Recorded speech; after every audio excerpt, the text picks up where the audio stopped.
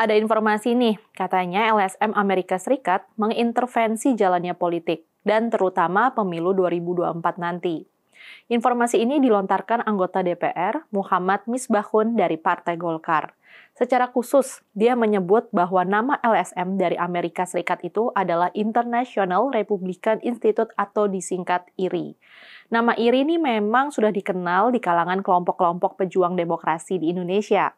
IRI yang berdiri sejak 1983 dan didanai oleh pemerintah Amerika Serikat. Lembaga ini bukan hanya beroperasi di Indonesia ya. IRI ini selama ini dikenal bergerak aktif di puluhan negara Asia. Ada Afrika, Karibia, Eropa Timur, Amerika Latin, dan Timur Tengah. Di negara-negara ASEAN, IRI juga beroperasi di Malaysia, Thailand, Filipina, Myanmar, dan Timor Leste.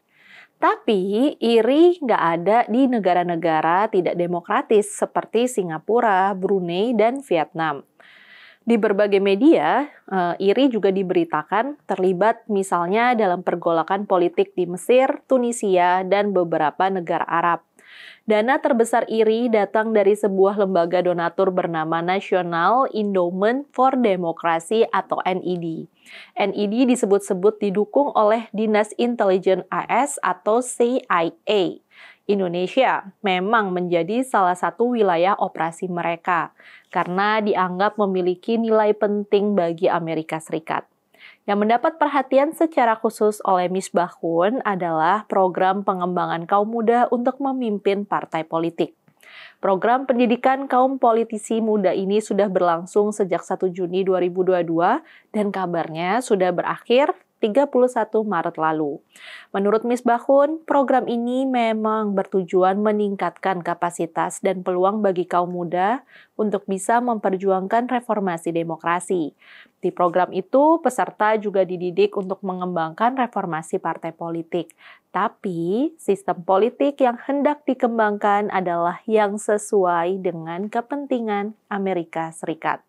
Dengan kata lain, Amerika Serikat bukan hanya berniat mengembangkan kualitas demokrasi di Indonesia, tapi yang lebih penting bagaimana melahirkan pemimpin muda yang akan mendukung kepentingan Amerika di negara kita.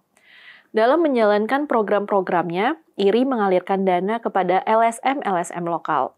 Misbahun menyatakan dalam program-programnya IRI juga melatih para tokoh muda untuk memprotes undang-undang dan peraturan yang dianggap melanggar hak asasi manusia.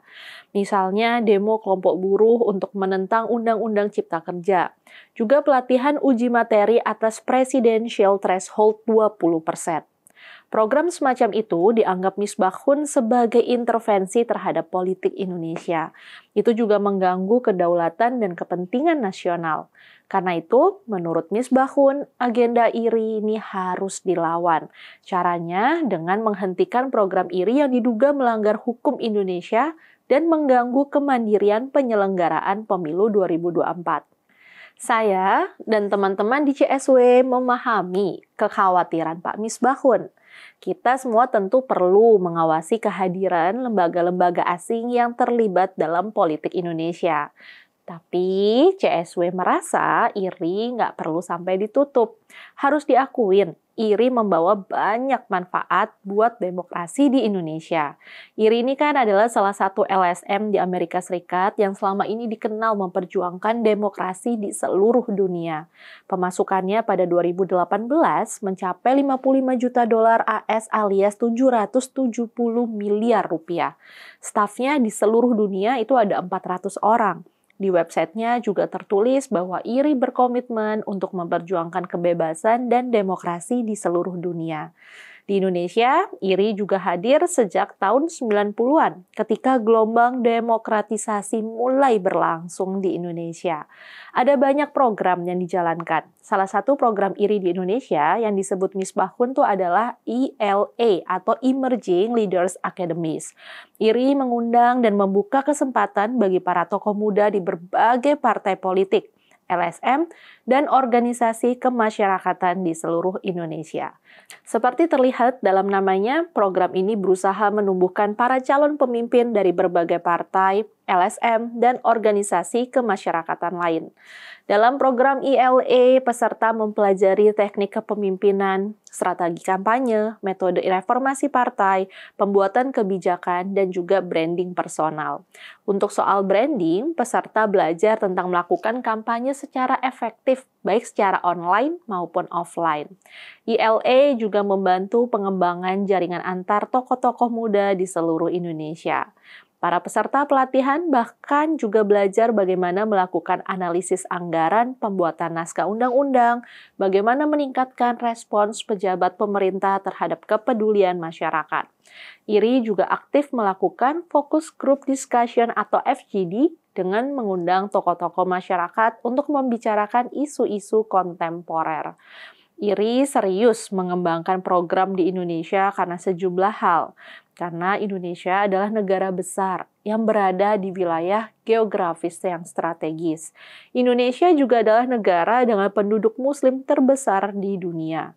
Indonesia memiliki kekayaan sumber daya alam yang luar biasa. Dan jumlah penduduk Indonesia adalah salah satu yang terbesar loh di dunia.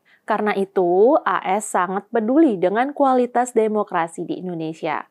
Untuk itulah, pendidikan kader muda itu dilaksanakan.